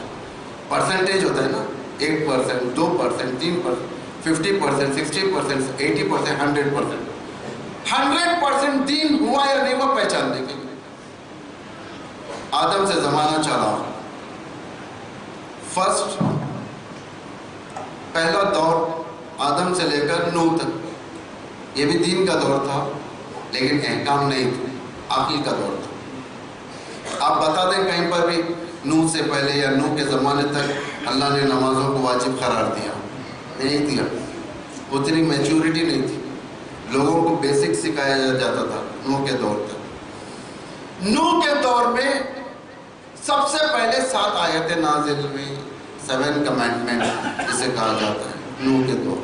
میں جلدی جلدی پڑھوں گا، تفصیل بہت لمبا میٹر ہے، میں نہیں بیان کر سکتا ہوں۔ نوح کے دور سے لے کر موسیٰ کا دور، دوسرا دور، 10 کمانڈمنٹس کا دور، 10 کمانڈمنٹس، یعنی موسیٰ کے اوپر اللہ نے 10 آیتوں کو نازل کیا جس بنا پر حکومت دین کے ذریعے سے کیسی چلائی جائے۔ یہ بڑھتا گیا، میچورٹی بڑھتی گئی لوگوں کو، لیکن اتنا معلوم نہیں تھا کہ آسمان کے پیچھے کیا ہے، نہیں معلوم تھا۔ پہلی مرتبہ لوگوں کو معلوم ہوا 4 آسمان ہیں۔ کب معلوم ہوا؟ جس وقت عیسیٰ 4تھے آسمان پر گئے، اس سے پہلے لوگوں کو معلوم نہیں تھا، کشف تو نہیں کیے تھے، جا کر نہیں معلوم تھا۔ انبیاء نے کہا کہ عیسیٰ 4تھے آسمان پر گئے، لوگوں کو پتہ چلے، اس کا مطلب یہ پہلا آسمان ہے، اس کے بعد دوسرا ہے، پھر تیسرا، پھر 4تھا آسمان۔ لوگ سمجھتے تھے کہ وہی آسمان آخری ہے۔ پھر مسئلہ آگے بڑھا، پیغمبر کا جب دور ہے، پیغمبر سدرۃ المنتہا جب پہنچے 7ویں آسمان کے اوپر، لوگوں کو کشف ہوا کہ 7واں آسمان بھی ہے۔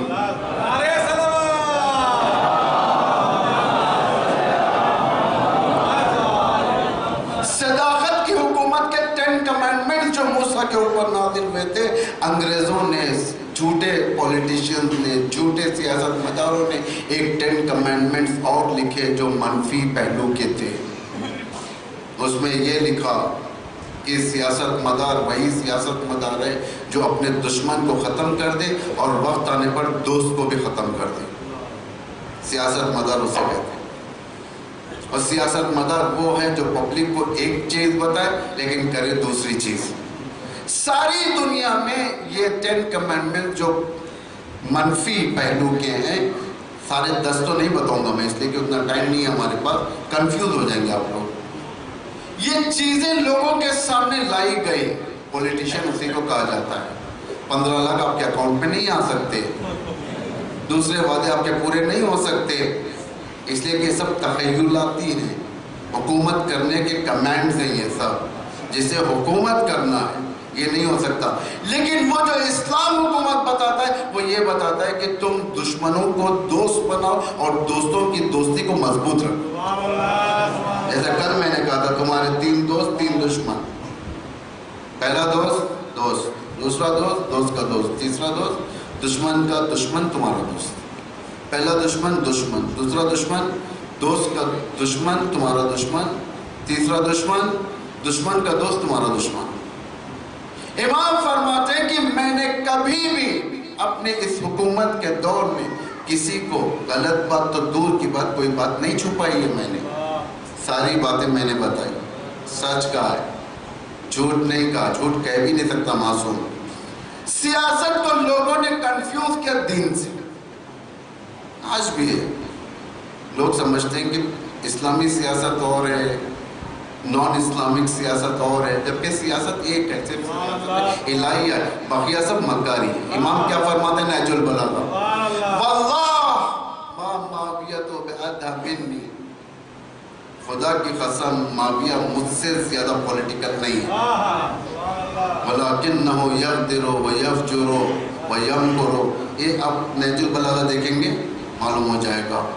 نہج البلاغہ کے لیے میں اتنا ریکمینڈ کر سکتا ہوں آپ کو، آپ پہلے خطبوں سے مت شروع کریں، خطبے بڑے ہیں اور بلیغ ہیں، کافی گہرے مطالب والے، آپ کلمات خسار سے شروع کریں، پیچھے سے شروع کریں، ایک ایک جو جملہ ہے، چھوٹا چھوٹا جملہ ہے، اسے ایک ایک دن پڑھیں، سوچیں اس کو، پڑھ کے گزر مت جائیں، فکر کریں، اسے نوٹس بنائیں، اس لیے کہ علم بھاگ جاتا ہے جلدی اگر تم قلم کی زنجیروں میں اسے گرفتار نہیں کرو گے، علم بھاگ جاتا ہے۔ اور آج تک میں بھی یہ کہتا ہوں، آج تک ہم بھی بغیر نوٹس کے نہیں آتے، کیونکہ اپنا ذہن ہے بھی لکھنا پڑتا ہے ہر چیز، علم وسیع ہے۔ اس لیے جوان بچوں سے میں کہتا ہوں، انٹرنیٹ، موبائل، یہ سب اسٹوپڈ ٹیکنالوجیز ہیں، اور لڑکیوں، بہنوں سے، ماؤں سے، ان سے میں التجا کرتا ہوں، کہتا ہوں یہ سیریلز، یہ جتنے نمائشی چیزیں ہیں، یہ سب یہ بھی اسٹوپڈ ہے، یہ سب کام دینے والی نہیں، تمہارے فرہنگ کو بگاڑنے والی چیزیں۔ اس لیے کہ آج سیریلز ایسے ہیں جیسا شیطان کیا کہہ رہا ہے قرآن میں، اللہ کیا کہہ رہا ہے، شیطان بت پرستی کو زینت کر کر تمہارے سامنے پیش کرے گا، بت پرستی زینت کے ساتھ پیش کرے گا، یعنی کیسے، مثال کے طور پر، لیکن آپ لوگ میرے بارے میں غلط تھنکنگ مت کریں، میں دیکھتا نہیں ہوں سب، لیکن جانکاری رکھتا ہوں، میں جانکاری رکھتا ہوں۔ مثلا ہمارے پاس دعائیں ہوتی ہیں، صحیح دعائیں ہوتی ہیں، ہم لوگ دعائیں پڑھتے ہیں، مسجد میں ہوتی ہیں، عاشور خانے میں ہوتی ہیں، کرسچنز کے پاس بھی کچھ دعائیں ہوتی ہیں ان کی زبان میں، بت پرستوں کے پاس بھی ان کے، یوں کہا جائے کہ بھجن یا اس طریقے کی چیزیں ہوتی ہیں جو وہ لوگ مقدس سمجھتے ہیں، مندروں کے اندر بیٹھ کر پڑھنا یہ مقدس۔ اب شیطان کیا کرے گا، اسے ایک پاپ میوزک میں لا کر تمہارے سامنے پیش کرے گا، اور کس طریقے سے بتوں کو وہ سجا کر پیش کرے گا، لوگوں کو اس طریقے کی سجاوٹ اپنے گھروں میں پسند آئے گی، اسے کہتے ہیں شیطان برائی کو زینت کے ساتھ پیش کرتا ہے۔ ہمارے اندر بھی یہ رواج بگڑ چکا ہے، آج نوحوں کا عالم یہ ہمارے پاس، ہمارے نوحے انسان کو بیدار کرنے کے لیے نہیں، انسان کو سلانے کے لیے، جس کو نیند نہیں آتی وہ ایئر فون اپنے کان میں لگا کر پاپ ساؤنڈ کے جو نوحے جو نکلتے ہیں، آپ دیکھیں نوحوں کا طرز کس طریقے سے، اور باقاعدہ پکچر کے ساتھ، یعنی ایک نوحے خان جو پڑھتا ہے بدن ہلنا اس کا سارا، ایسا لگتا ہے کہ نوحہ مقدس نہیں ہے، یہ نوحہ صرف ایک البم بنانے کے لیے، اور البم کا لفظ اسلام میں نہیں تھا، البم کا لفظ لیا گیا تاغوت سے، ہے نا بھائی، 2018 کے البم آ چکا ہے، نوحوں کا البم آ چکا ہے، بھائی فلاں دن ریلیز ہوگا، یہ کیا بالی ووڈ کی فلم ہے یہ فلاں وقت ریلیز ہوگی، فلاں تھیٹر میں ریلیز ہوگی، فلاں، یہ سب کوڈز ہمارے پاس آ چکے ہیں، یعنی ہماری بربادی کے بادل ہمارے سر پر آ چکے، ہم میں اور مشرکین میں کوئی فرق نہیں۔ اللہ کہہ رہا ہے کہ لا تشبہوا بالیہود، مومنوں تم لوگ اپنی شباہت یہود کے برابر نہیں کرو، یہود کے ساتھ نہیں ملا اپنے آپ کو، داڑھی کی کٹنگ، بالوں کی کٹنگ، بالوں کو رنگ کر لینا، یعنی حساب کی بات نہیں کر رہا ہوں، مثلا بات رہتے اجلن جسدن لہو خوار، یہودیوں کا جو پرانا نعرہ ہے کہ پیلی گائے جو ہوا کرتے، ہر چیز پیلا پن ان کے پاس ہوتا ہے، پیلا پن، زردے کی انڈی ان کے لیے مقدس، سونے سے عورتوں کے جو جویلریز ہوتی ہے اس کے ذریعے سے سامری نے کیا بنایا تھا، گائے بنایا تھا، پیلے پن کی گائے۔ جب اللہ اور بنی اسرائیل کے درمیان کھیل ہو رہا تھا، اللہ سے کھیل رہے تھے لوگ، کون سی گائے چاہیے کون سی گائے چاہیے، تو اللہ بھی ان کے ساتھ کھیل رہا تھا کہ اس طریقے سے سورہ بقرہ میں آپ لوگ دیکھ لیں، آخر میں ایک گائے، پیلی گائے، زرد رنگ، تو دشمن نے چاہا کہ زرد رنگ کو دنیا میں مشہور کرے، اس لیے عورتوں کے اور مردوں کے بالوں کو زرد کیا، جتنے جسے انگریز کر لیتے ہیں بالوں کو پیلے پیلے کر لیتے ہیں، یہ پیلا پن یہ سب زرد رنگ یہود کی چالوں میں سے، جو آج بھی ہم اس کے مطابق چلتے ہیں، یعنی داڑھی کی کٹنگ، اسلامک داڑھی آپ لوگوں کے پاس جوان بچوں کے صورت پر ہے، ٹرم ہے، ذرا اچھی ہے، چہرے کی مدد، لیکن یہود کی داڑھی ایسی نہیں ہوگی۔ یہود وہ جو فلم انڈسٹریز کی طرف جو دعوت دیتے ہیں، وہ لوگ فحشا کی طرف دعوت دیتے ہیں، ان کی داڑھی دیکھیں کیسے تھے، ان کی کٹنگ دیکھیں، ان کے چہرے کی حالت دیکھیں، ساری چیزیں بدن سے لے کر ان کا دین ہر چیز کو تحریف کر دیا، ہر چیز کرپٹ ہو چکی ہے، اب کوئی چیز نارمل نہیں ہے، تو کم از کم شیعت اس سے جدا ہونا چاہیے، نوحے جگانے کے لیے، لوگوں کو اٹھانے کے لیے، نوحے حماسی ہوتے ہیں، جب نوحہ انسان پڑھتا ہے اس کے اندر سے جوش پیدا ہوتا ہے، اس لیے متوکل دشمن ہے بنی عباس کا بادشاہ، دشمن نمبر 1 قاتل امام کا، متوکل کہتا ہے کہ کربلا کو ویران کر، کیوں؟ اس لیے کہ لوگ کربلا جائیں گے تو ان کے دلوں کے اندر جوش پیدا ہوگا، یعنی کربلا وہ حماسی جگہ ہے جہاں جوش پیدا ہوتا ہے، لیکن نوحے ایسے بناتے ہیں لوگ، ایئر فون لگا لیں کان میں، نیند نہیں آ رہی ہے تو نیند آ جائے گی، نانی ماں کی کہانیاں، دادی ماں، نانی، یہ سب جو بچوں کو کہانیاں سنایا کرتی تھی، بچوں کو سلانے کے لیے کہانی، یعنی چھوٹے چھوٹے بچے جو نہیں سوتے دادا دادی کے پاس آ کر لیٹ جاتے، کہتے ہیں دادا ایک کہانی سناؤ، کہانی سناتے ہیں، دودھ پیتے پیتے بچہ سو جاتا ہے۔ قرآن نے کہا کہانی بیان کرو، سلانے کے لیے نہیں، اٹھانے کے لیے، عبرت کے لیے بیان کرو، بجائے کہ ہم حماسی بنائیں، ہم لوگوں کو سلاتے ہیں۔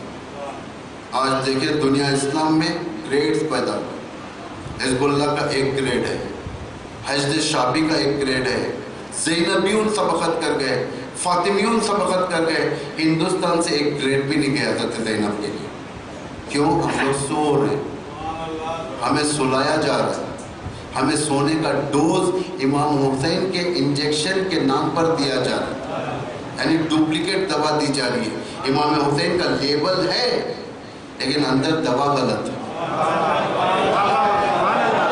عزاداری کا مس یوز کیا جاتا ہے، عزاداری کو غلط لوگوں تک پہنچائی جاتی ہے، غلط مفہوم پہنچایا جاتا ہے، عزاداری کو بیدار کرنے کا مقام نہیں بتایا جاتا ہے۔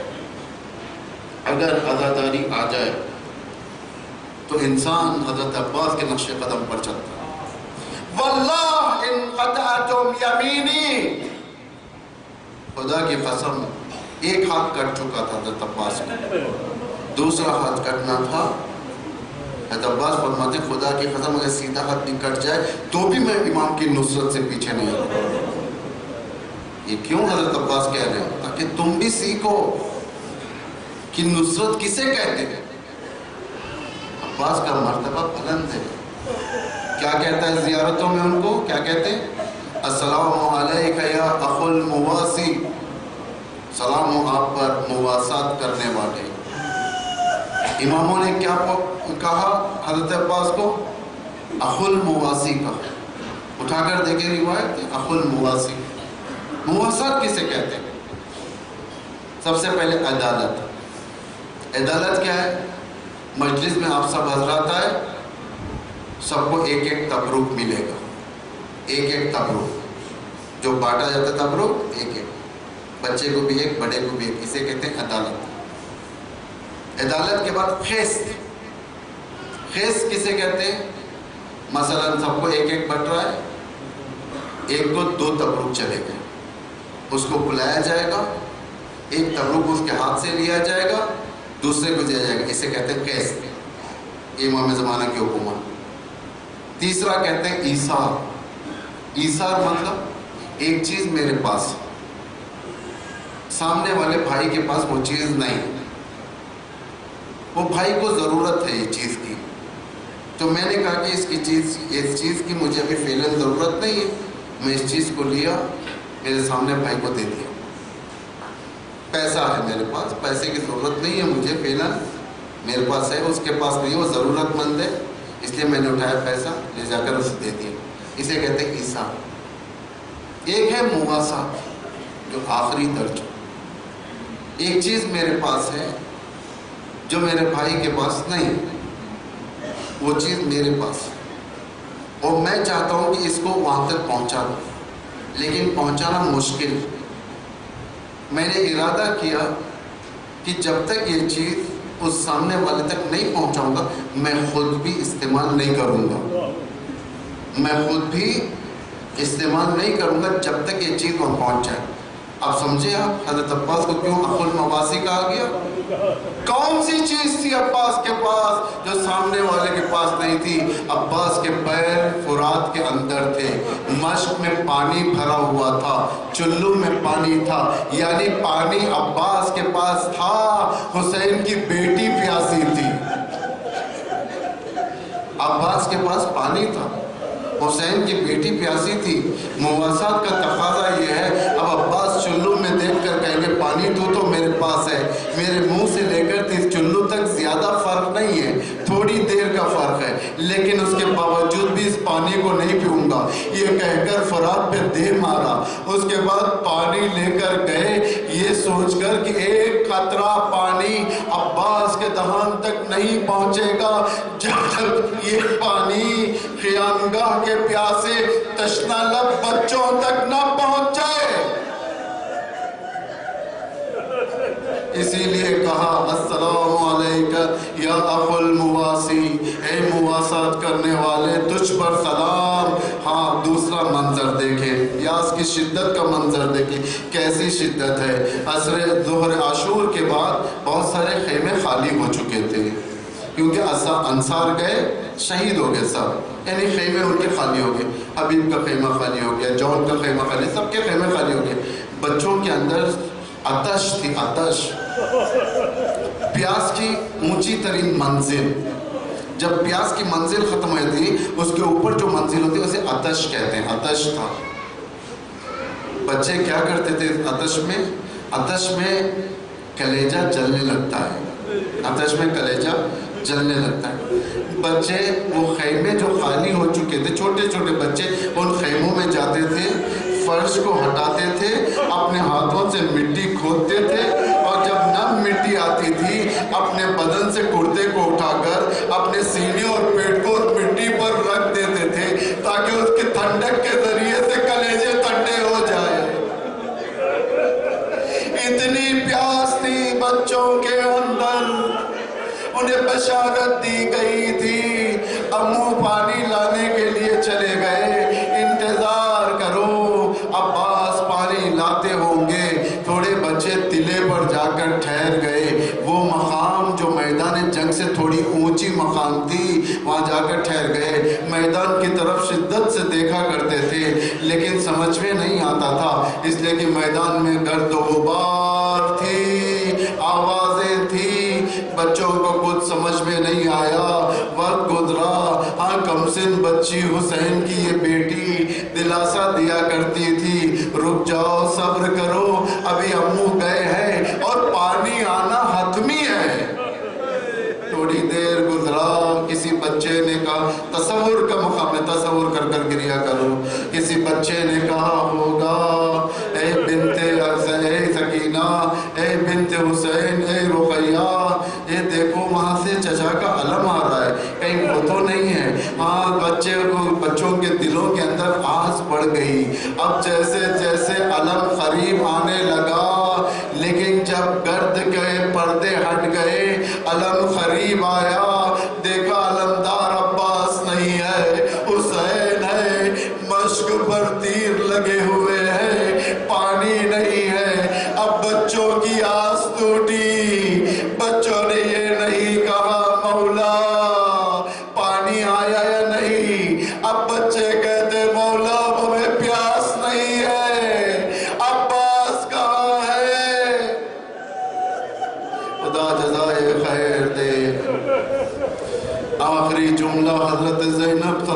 علیہا کا جب حضرت زینب کو کربلا کی خبر امیر المومنین نے دی تھی، رسند کی، اسیری کی، حضرت زینب سوچتی تھی میرا بابا علی ہے، امیر المومنین ہے، جو کہے گا وہ سچ ہے، لیکن میں سوچتی تھی جس کے پاس عباس جیسا بھائی ہو، دشمن میں کیا مجال کہ رسند میں ہاتھوں میں رسند پہنایا جائے۔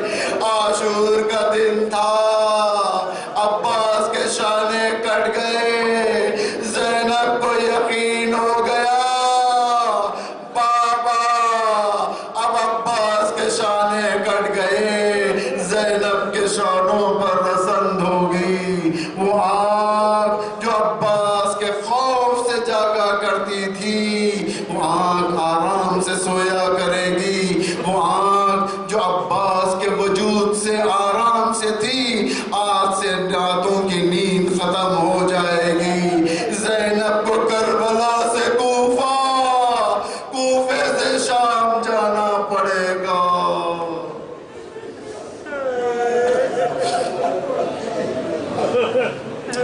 الا لعنت اللہ علی القوم الظالمین۔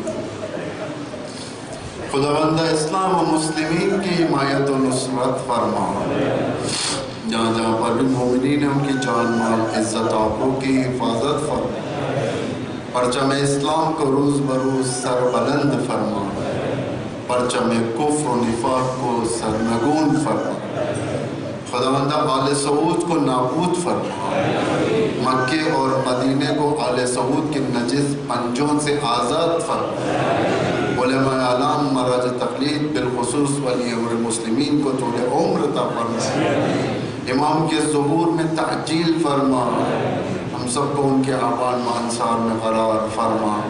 ایک مرتبہ سورہ حمد اور 3 مرتبہ سورہ اخلاص